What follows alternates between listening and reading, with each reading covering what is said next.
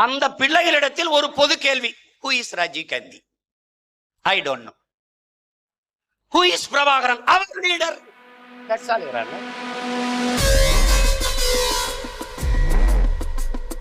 அதை நிறுவிட்டுத்தான் நான் போவேன். வீடியோ தொடர்பு ஒரு சின்ன டிஸ்க்ளைமர் சொல்லிடுறேன். கொள்கை ரீதியா சீமானவர்களை எதிர்ப்பவர்களுக்கான வீடியோ இல்லை இந்த வீடியோ. தமிழ்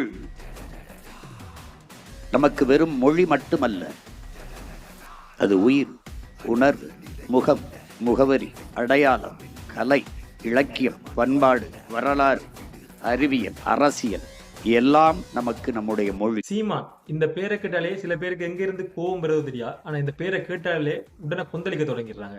அதுலயும் இப்ப ஒரு கொஞ்ச காலமா திருப்ப முதல்ல இருந்தே ஒரு சின்ன விடயம் ஒன்று சோசியல் மீடியாக்குள்ள ட்ரெண்ட் ஆகி கொண்டிருக்கு. அதுதான் சீமான் இலங்கைக்கு வந்தவரா, ஆமக்கறி சாப்பிட்டவரா? இதுதான் இப்ப இவங்கள்ட்ட இருக்கிற கேள்வி. சீமான் இலங்கைக்கு வந்தவரா, ஆமக்கறி சாப்பிட்டவர்? அவரோட எத்தனையோ கொள்கைகள் இருக்கு, அவரோட தமிழ் தேசிய நிலைப்பாடு இருக்கு, அவர் பேசுற தமிழ் தேசியம் இருக்கு, உன்னதமான தமிழ் தேசியம் இருக்கு, தமிழ் மக்களுக்காக அவர் கூட குரல் கொடுக்கிற எத்தனையோ செய்திகள் இருக்கு. அந்த உயிருக்கு நேரான மொழி, உயிரான மொழி சிதைந்து அழிந்துவிடக் கூடாது என்பதற்காக என்னரும் உடன் பிறந்தார்களே, என் உயிர் சொந்தங்களே, உலக வரலாற்றிலே மொழிக்காக உயிரை விட்டவன் உலகிலேயே தமிழன் மட்டும்தான். மானமுள்ள தமிழன் இந்த மண்ணில் மானமோடு தமிழ் தலை நிமிர்ந்து வாழ்றதுக்காக அவர் கொடுக்குற குரல்கள் நிறைய இருக்கு. இந்த தேசிய தலைவர் அவர்கள் இந்த பேரை சொல்ல பயந்த காலங்களில் எல்லாரையும் இலகுவான முறையில் சொல்ல வைத்து இத்தனை 20 லட்சம் பேருக்கும் அதிகமானவர்களை இந்த பேரை நெஞ்சில தாங்கி வைக்கிறதுக்கு காரணமான அவரோட உழைப்பு இருக்கு. இது எல்லாத்தையும் தட்டி விட்டுட்டு இந்த ஆமக்கறி இந்த இலங்கைக்கு வந்தது, இந்த 2 விடயத்தையும் பற்றி இவங்க பெருசு பொருளாக மாத்திட்டு இருக்காங்க. முதலாவது ஒரு விடயத்தை நாங்கள் எல்லாரும் ஆழமா விளங்கிக் கொள்ளணும்.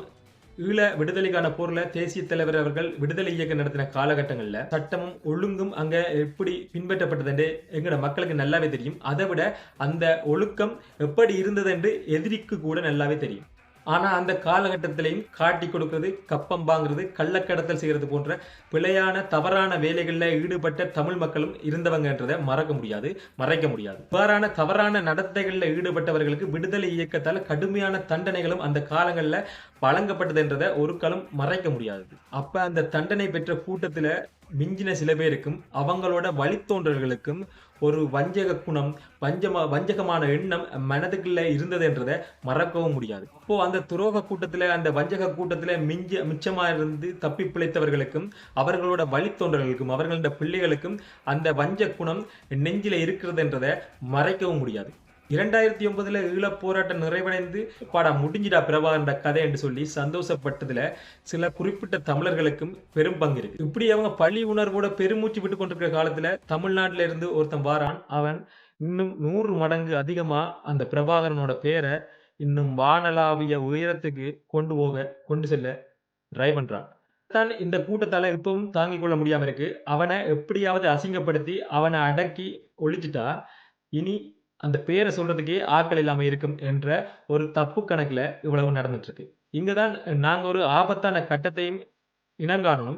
தமிழ் தேசியத்துக்கு நேரடி எதிராக பேசி ஒன்றுமே செய்ய முடியாதுன்னு அவங்களுக்கு நல்லாவே தெரியும். நம்மளோட தமிழ் தேசிய கொள்கையில தமிழ் மக்கள் எவ்வளவு பிடிப்பா இருப்பாங்க, கொள்கை பெற்றோடு இருப்பாங்கன்றது அவங்களுக்கு நல்லாவே தெரியும். இதனால அவங்க என்ன செய்யறாங்கன்னு சொன்னா, தாங்களும் ஒரு தமிழ் தேசியவாதி, தமிழ் தேசிய அரசியலை முன்னெடுக்கிற ஆட்கள்னு சொல்லி புலித்தோலை போத்தி கொண்டு வந்து புலியோட தோலைய உரிக்கிறதுக்கு அவங்க முயற்சி செய்யறாங்கன்றதான் உண்மை. சீமான கொள்கை ரீதியா, அரசியல் ரீதியா இவர்களால எதிர்கொள்ளவே முடியல.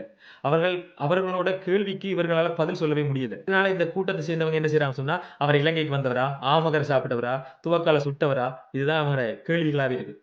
நல்லா யோசிச்சு பாருங்க. அவர் இலங்கைக்கு வந்து ஆமக்கறி சாப்பிட்டவரா, அவர் என்ன சாப்பிட்டவர், எந்த துவக்கால சுட்டவர் என்ற ஆராய்ச்சி எங்களுக்கு இப்ப தேவையா? அந்த ஆராய்ச்சியால எங்களுக்கு எதன் நன்மை இருக்கா, இல்லாட்டி அந்த ஆராய்ச்சியால அந்த ஆமக்கறி சாப்பிட்டேன் அல்லது இந்த துவக்கால சுட்டேன்னு சொல்றதால எங்களுக்கு ஏதாவது பாதகமான விளைவு நடந்திருக்கா? சர்வதேச அரங்காகட்டும், இந்திய அரசாகட்டும், அதுல வலுவாக எங்களுக்காக, தமிழ் மக்களுக்காக, தமிழுக்காக பேசக்கூடிய ஒரு வலுவான குரல் இருக்குண்டா அது இப்ப சீமானனோட குரல் மட்டும்தான். நாங்க ஒன்றப்பட்ட தெளிவா விளைவுகளுடன் தமிழ் தேசியம் என்றது தனி ஒரு மனிதனோட முடிகிற ஒரு விடயம் இல்லை. யார் என்னதான் சேர அள்ளி வீசினாலும், போலியான விமர்சனங்களை அள்ளி பரப்பினாலும், களத்துல ஜாருக்காக ஜார் நிக்கிறாங்கன்ற உண்மை எங்களை மாதிரி தமிழர்களுக்கு நல்லாவே தெரியும். தனி ஒரு நபராலேயோ அல்லது ஒரு அமைப்பாலேயோ 100% நல்லவர்களாக இருக்க முடியுமா, நல்லது மட்டுமே செய்ய முடியுமா என்று கேட்டால் கண்டிப்பாக அது சாத்தியம் இல்லை. எல்லாருலேயும் சில தவறுகள் இருக்கு, என்னையும் தவறுகள் இருக்கு, ஒவ்வொரு மனிதர்லையும் சில சில சில குறைபாடுகள் இருக்கு, தவறுகள் இருக்கு. 85% 85-90% நல்ல குணங்கள் இருக்கும், 5-10% சில தவறான குணங்கள் இருக்கும். அந்த தவறை தட்டிவிட்டு நல்லதை எடுத்துக்கொள்வோமே. பிறந்தவர்கள் எல்லாம் என்னோட தான் இருக்கிறார். இப்ப படித்துக் கொண்டிருக்கிறவர் 6ஆப்பு 7ஆப்பு 8ஆப்பு இன்னைக்கு பிறக்கிறவர்களும் என்னோடும் என் தலைவனோடும் தான் வருவார்கள். அந்த பிள்ளைகளிடத்தில் ஒரு பொது கேள்வி, who is Rajiv Gandhi? I don't know. Who is Prabhakaran? Our leader. That's all they want.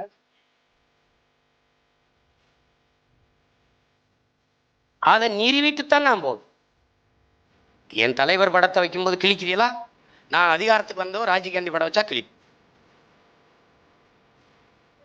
நாங்கள் எங்கள் தலைவரை பற்றி பேசும்போது வழக்கு போடுறீங்களா? அதே மாதிரி எங்கள்கிட்ட அதிகாரம் வரும்போது நீங்க ராஜீவ் காந்தி பேசும்போது வழக்கு போட்டு உள்ளோம். எதனால உங்களுக்கு பிரைம் மினிஸ்டர் ஆஃப் இந்தியா, எனக்கு ராணுவத்தை அனுப்பி என் மக்களை கொன்ற கொலைகாரர். That's all.